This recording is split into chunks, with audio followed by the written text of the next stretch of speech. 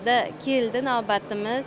Bu kunlarga kelishi o'zi bo'lmadi. Arada qancha qiyinchiliklar bo'ldi. Allohim hammasini eng go'zal ajri maniki haj safari bilan mukofotladi.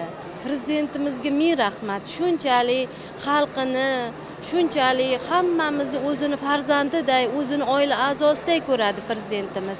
Rahmat, ming rahmat. Hech qaysi yurtda bunaqa o'zini fuqarolariga bunaqa shart-sharoitlar yo'q.